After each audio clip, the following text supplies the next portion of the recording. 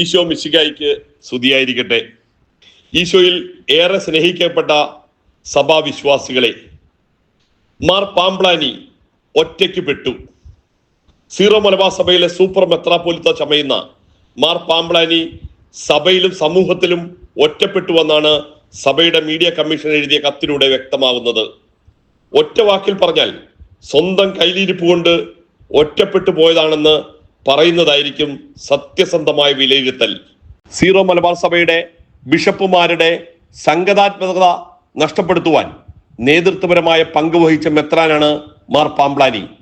താൻ ആയിരിക്കുന്ന കൂട്ടായ്മയെ തകർക്കുന്ന ഒരു വ്യക്തിയെ മറ്റുള്ളവർ വിശ്വാസത്തിലെടുക്കണമെന്ന് യാതൊരു നിർബന്ധവുമില്ല. ഇരിക്കുന്ന കമ്പ് മുറിച്ച വ്യക്തിയാണ് മാർ പാംപ്ലാനി എന്ന് പറയുന്നതിലും അതിലൂടെ ഒറ്റപ്പെട്ടു പോയതിലുള്ള ദീനവിലാപം തന്റെ അനുയായികളെ കൊണ്ട് പാടിക്കുന്നതും കാണുമ്പോൾ ശരിക്കും സഹതാപം തോന്നുകയാണ്. സീറോ മലബാർ സഭയുടെ എപ്പിസ്കോപ്പൽ അധികാര ശ്രേണിയിലേക്ക് കുതന്ത്രങ്ങളിലൂടെ കടന്നു വന്ന മാർ പാംപ്ലാനി തന്റെ പ്രൊഫൈൽ മെത്രാപ്പോലിത്ത വരെ ഉയർത്തുന്നതിന്റെ ചരിത്രം പല ഘട്ടങ്ങളായി നമ്മൾ മനസ്സിലാക്കിയിട്ടുണ്ട്. ദൃശ്യമാധ്യമങ്ങളുടെ സാധ്യതകളെ പ്രയോജനപ്പെടുത്തി സമൂഹത്തിൽ പ്രൊഫൈൽ ഉയർത്തി അതുവഴി എപ്പിസ്കോപ്പൽ അധികാരം പിടിച്ചെടുത്ത മെത്രാന്മാർ ആഗോള സഭയിൽ തന്നെ പരിമിതമാണ്.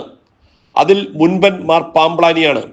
ക്രൈസ്തവ സഭയിൽ ഏറെ പ്രത്യേകമായി കത്തോലിക്ക സഭയിൽ മെത്രാൻ തെരഞ്ഞെടുപ്പ് പരിശുദ്ധാത്മാവിനാൽ പ്രേരിതരായി നടക്കുന്നതാണെന്ന് വിശ്വസിക്കുന്ന സമൂഹത്തിന്റെ മുമ്പിൽ ദൃശ്യമാധ്യമങ്ങളിൽ പ്രൊഫൈൽ ഉയർത്തി മെത്രാനായി എന്നതിന്റെ ക്രെഡിറ്റ് അവകാശപ്പെടാൻ പറ്റുന്ന ശ്രേഷ്ഠ മെത്രാപ്പൊലിത്ത മാർ പാംപ്ലാനി എന്ന് പറയുമ്പോൾ ദൈവത്തിന്റെ തീരുമാനത്തെ പോലും വെല്ലുവിളിച്ചു എന്ന് പറയേണ്ടി വന്നതിൽ ഖേദമുണ്ട്. മാർ പാംപ്ലാനിയെ വഴിയെ പോകുന്ന കോളാമ്പികൾ മുഴുവൻ അപമാനിക്കുന്നത് കാണുമ്പോൾ ദൈവിക തീരുമാനത്തെ പോലും അട്ടിമറിച്ച് മെത്രാനായി മാറിയത് വഴി ആഗോളതലത്തിൽ കത്തോലിക്ക സഭയുടെ മേൽപ്പെട്ട ശുശ്രൂഷ തന്നെയാണ് അപമാനിക്കപ്പെടുന്നത്. മാർ പാംപ്ലാനിയെ പോലെ ഒരു ദുരന്തത്തെ അത്തരമൊരു സാഹചര്യത്തിലേക്ക് എത്തിച്ച അതിശ്രേഷ്ഠന്മാരുടെ വിവേകമില്ലായ്മയുടെ മുമ്പിൽ വേദനിക്കുകയാണ് ഇന്ന് കത്തോലിക്ക സഭയും ഏറെ പ്രത്യേകമായി സീറോ മലബാർ സഭയും. മാർ പാംപ്ലാനി എന്തുകൊണ്ട് ഒറ്റപ്പെട്ടു? നമുക്കൊന്ന് വിശദമായി പരിശോധിക്കാം. ഒന്ന്, സീറോ മലബാർ സഭയുടെ മെത്രാൻ സിനഡിന്റെ സംഘാത്മകത തകർത്തുകൊണ്ട് സഭയുടെ പൊതു തീരുമാനത്തെ ഏറെ പ്രത്യേകമായി 2017 അദ്ദേഹം സഹായ മെത്രാനായ കാലഘട്ടം മുതൽ സഭയെടുത്ത മുഴുവൻ തീരുമാനങ്ങളെയും അട്ടിമറിക്കുവാൻ ഒരു വിഭാഗത്തിനൊപ്പം നേതൃത്വപരമായ പങ്ക് വഹിക്കുവാൻ നിന്നു എന്നതാണ് അദ്ദേഹത്തിന്റെ ഏറ്റവും വലിയ തെറ്റ്. സീറോ മലബാർ സഭയുടെ ഏകീകൃത വിശുദ്ധ കുർബാന സഭ ഒന്നാകെ നടപ്പിലാക്കിയപ്പോൾ അതിനോട് കലഹിച്ച എറണാകുളം അങ്കമാലി അതിരൂപതയിലെ സാമൂഹ്യ വിരുദ്ധരായ സൂനകദോസ് വിരുദ്ധ വൈദികർക്ക് വേണ്ടി തുടക്കം മുതൽ നിലപാടെടുത്ത് പരിശുദ്ധ മാർപ്പാപ്പയുടെ തീരുമാനത്തെ പോലും വെല്ലുവിളിച്ചുകൊണ്ട് നിലപാടെടുത്ത നടപടിയാണ് അദ്ദേഹത്തിന്റെ പ്രൊഫൈലിൽ വീഴ്ത്തിയ ഏറ്റവും വലിയ കളങ്കം. എറണാകുളം കേന്ദ്രീകരിച്ച് നടന്ന സമാനതകളില്ലാത്ത വൈദിക ലഹളയുടെയും സഭയുടെ ഏറ്റവും പൂജ്യമായ വിശുദ്ധ കൂദാശകളെയും ഏറെ പ്രത്യേകമായി വിശുദ്ധ കുർബാനയെ അപമാനിച്ചുകൊണ്ട് നടത്തിയ പ്രതിഷേധങ്ങൾക്ക് പുതിയ നിർവചനങ്ങൾ കൊടുത്തുകൊണ്ട് അത്തരം സാമൂഹ്യ വിരുദ്ധർക്ക് വേണ്ടി നിലപാടെടുത്തത് വഴി മാർ പാംപ്ലാനി താനും ഒരു സാമൂഹ്യ വിരുദ്ധനാണെന്ന് തെളിയിക്കുകയായിരുന്നു. രണ്ട്, ഏതൊരു സംവിധാനത്തിന്റെയും ഏറ്റവും പ്രധാനപ്പെട്ട ഘടകമാണ് അതിന്റെ നീതിന്യായ വ്യവസ്ഥ. ആഗോള കത്തോലിക്ക സഭയുടെ ശക്തി തന്നെ അതിന്റെ നിയമ സംവിധാനങ്ങളുടെ പരിരക്ഷണമാണ്. എറണാകുളം അങ്കമാലി അതിരൂപത കേന്ദ്രീകരിച്ച് നടത്തിയ സഭാവിരുദ്ധ പ്രവർത്തനങ്ങളെ സംബന്ധിച്ചുള്ള നിയമപരമായ നീക്കങ്ങളെ അട്ടിമറിക്കുവാനും നിയമ സംവിധാനങ്ങളെ തകർക്കുവാനും മാർ പാംപ്ലാനി ശ്രമിച്ചു എന്നുള്ള വലിയ കുറ്റപത്രങ്ങൾ അദ്ദേഹത്തിന് മേൽ ചാർത്തപ്പെടുന്നതോടുകൂടി അദ്ദേഹം നികഷ്ട ജീവിയായി കത്തോലിക്ക സഭയിലെ വിശ്വാസികളുടെ ഇടയിൽ ഏറെ പ്രത്യേകമായി സീറോ മലബാർ സഭയിലും കേരള സഭയിലും മാറുകയായിരുന്നു. വിലകെട്ട പ്രഖ്യാപനങ്ങളും വില കുറഞ്ഞ പ്രസ്താവനകളും നടത്തി സമൂഹ മാധ്യമങ്ങളിൽ അപമാനിക്കപ്പെട്ട മാർ പാംപ്ലാനി സമൂഹത്തിന് മുന്നിൽ വെറുക്കപ്പെട്ടവനും ഒറ്റപ്പെട്ടവനുമായി മാറി. മാർ പാംപ്ലാനിയെ ഒറ്റപ്പെടുത്തിയതാണോ എന്ന് പരിശോധിക്കാം. തലശ്ശേരി അതിരൂപതയുടെ സഹായമെത്രാൻ എന്ന നിലയ്ക്ക് എപ്പിസ്കോപ്പൽ അധികാര ശ്രേണിയുടെ ഭാഗമായ മാർ പാംപ്ലാനി സ്ഥാനമേറ്റെടുത്ത് 6 മാസത്തിനുള്ളിൽ സീറോ മലബാർ സഭയുടെ മീഡിയ കമ്മീഷൻ ചെയർമാനും കേരള കത്തോലിക്ക മെത്രാൻ സമിതിയുടെ മീഡിയ കമ്മീഷൻ ചെയർമാനുമായി വളരെ പെട്ടെന്ന് ഉയർത്തപ്പെടുകയായിരുന്നു. ദൃശ്യമാധ്യമങ്ങളിലൂടെ പ്രൊഫൈൽ ഉയർത്തി വന്ന മാർ പാംബ്ലാനി പിന്നീട് സഭയുടെ അവസാനത്തെ വാക്കായി മാറുവാനുള്ള തന്ത്രങ്ങളായിരുന്നു ഒരുക്കിയത്. പൊതുസമൂഹത്തിന്റെ മുമ്പിൽ കയ്യടി കിട്ടുവാൻ വെടല വർത്തമാനങ്ങളായിരുന്നു പിന്നീട് മുന്നോട്ട് നടത്തിയത് മുഴുവൻ. പല പ്രസ്താവനകളും വായുവിലെ മുഷ്ടിപ്രയോഗങ്ങൾ മാത്രമായിരുന്നു എന്നതാണ് ചരിത്രം. ജനാധിപത്യത്തിലെ ഏറ്റവും വലിയ അവകാശമായ, ഏറ്റവും മനോഹരമായ കർമ്മമായ വോട്ടവകാശത്തെ റബ്ബറിന്റെ വിലയെ വെച്ച് വിലപേശിയ പ്രസ്താവന കൃഷിക്കാരായ ക്രൈസ്തവ വിശ്വാസികളുടെ ആത്മാഭിമാനത്തിന് വെച്ച വിലയായി സമൂഹത്തിന്റെ മുമ്പിൽ മാറുകയായിരുന്നു.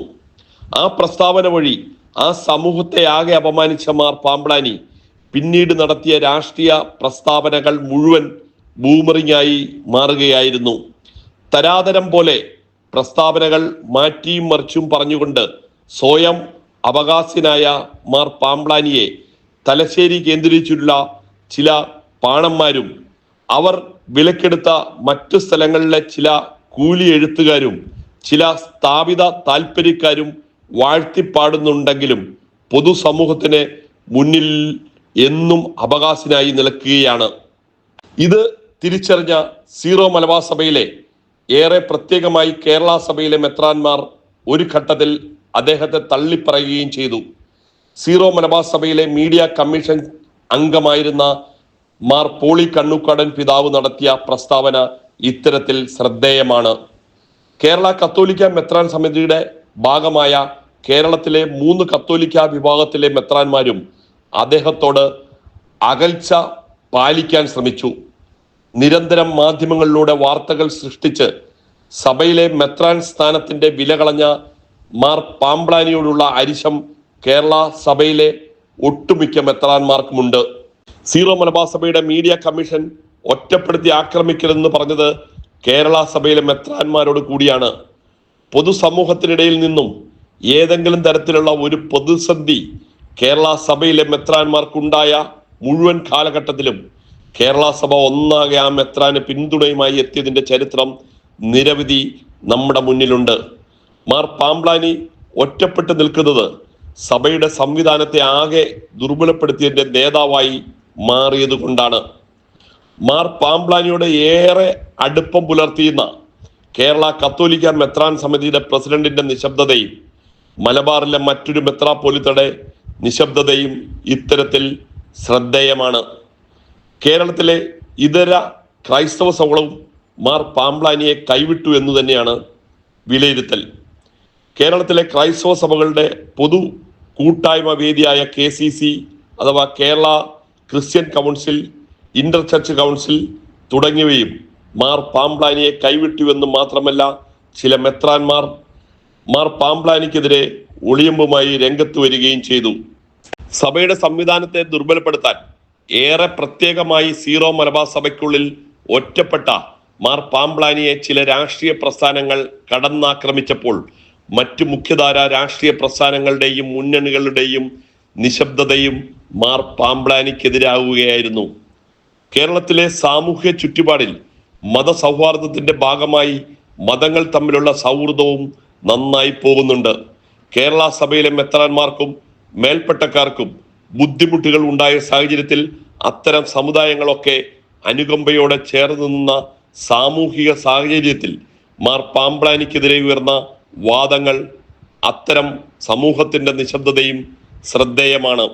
എറണാകുളം അങ്കമാലി അതിരൂപതയിലെ സാമൂഹ്യ വിരുദ്ധരായ സൂനഹദോസ് വിരുദ്ധർക്ക് വേണ്ടി നിലപാടെടുത്ത മാർ പാംബ്ലാനിയുടെ ഈ ഗതികെട്ട അവസ്ഥയിൽ അത്തരം കാര്യങ്ങൾക്ക് നേതൃത്വം കൊടുക്കുന്ന AMD എന്ന സഭാവിരുദ്ധ സംഘടന പോലും മാർ പാംബ്ലാനിക്ക് വേണ്ടി രംഗത്ത് വന്നില്ലെന്ന് മാത്രമല്ല, മാർ പാംബ്ലാനിയുടെ നിലപാടിനെ നിശിതമായി വിമർശിച്ചുകൊണ്ട് മാധ്യമങ്ങളിൽ സജീവമാകുകയും ചെയ്തു. ആർക്കു വേണ്ടിയാണോ നിലപാടെടുത്തത് അവർ പോലും കൈവിടുന്ന ദയനീയമായ കാഴ്ചയും മാർ പാംബ്ലാനിക്ക് കാണേണ്ടി വന്നു. സീറോ മലബാർ സഭയുടെ മെത്രാന്മാരുടെ സംഘതാത്മകതയുടെ ഭാഗമായി ഒരാൾ പോലും മാർ പാമ്പ്ളാനിക്ക് വേണ്ടി രംഗത്ത് വരാതിരുന്ന സാഹചര്യത്തിൽ സഭയുടെ ആത്മായ സംഘടനയുടെ ഗ്ലോബൽ ഡയറക്ടർ മാത്രമാണ് അല്പം മുഷ്ടിപ്രയോഗങ്ങൾ വായുവിൽ നടത്തിയത്.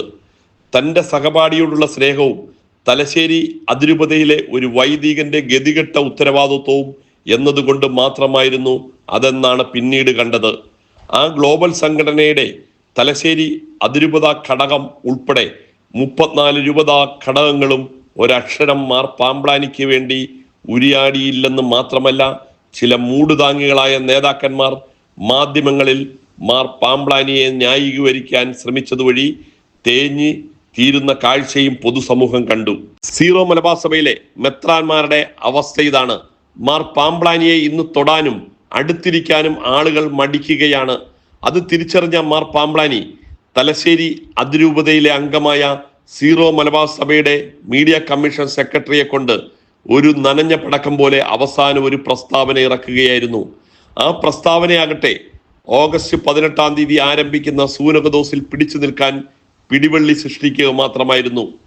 രാജാവ് നഗ്നനാണെന്ന് തിരിച്ചറിഞ്ഞ് വിളിച്ചു പറഞ്ഞ ആ കൊച്ചുകുട്ടിയെ പോലെ സീറോ മലബാർ സഭയിലെ മെത്രാൻ സിനഡിൽ ആരെങ്കിലും ഒരാൾ ഉണ്ടായാൽ ഇനി കേരള സമൂഹത്തിൽ ക്രൈസ്തവ മേൽപ്പെട്ട ശുശ്രൂഷ അപമാനിക്കപ്പെട്ട് വിലയില്ലാതായി മാറുകയില്ല. സീറോ മലബാർ സഭാ സിനഡിന്റെ അടുത്ത കാലത്തുണ്ടായ പ്രവർത്തനങ്ങൾ നിരീക്ഷിച്ചാൽ വലിയ നന്മയൊന്നും പ്രതീക്ഷിക്കേണ്ടതില്ല. ചില ഒറ്റപ്പെട്ട ശബ്ദങ്ങൾ ഒരുപക്ഷെ ഉണ്ടായേക്കാം. ജൂനിയറായ താൻ അവിടെ ഇരിക്കെ എന്ന് അടിച്ചമർത്തിക്കൊണ്ട് പോയാലും ആ ശബ്ദത്തിന് നാളുകളിൽ പ്രയോജനമുണ്ടാകുകയും ചെയ്യും. മാർ പാമ്പ്ളാനി സഭയുടെ സംവിധാനത്തെ ദുർബലപ്പെടുത്തുവാൻ നിൽക്കുന്ന അങ്ങ് എന്തൊക്കെ മുഖംമൂടികൾ ധരിച്ചാലും മറക്കാൻ ശ്രമിച്ചാലും അങ്ങ് നഗ്നനാണെന്ന് വിളിച്ചു പറയാൻ ഞാൻ ആഗ്രഹിക്കുന്നു. മാർ പാമ്പ്ളാനി സഭയ്ക്ക് ഉണ്ടാക്കിയിരിക്കുന്ന കൂട്ടുത്തരവാദിത്വമില്ലായ്മയെ ഗ്ലോബൽ ഡയറക്ടറും ശിങ്കിടികളും സീറോ മലബാർ സഭയുടെ മീഡിയ കമ്മീഷനും ചേർന്ന് ഏത് പഴംപുറം കൊണ്ട് മറയ്ക്കാൻ ശ്രമിച്ചാലും മറയ്ക്കാൻ പറ്റുകയില്ലെന്ന് ഓർമ്മയിരിക്കട്ടെ.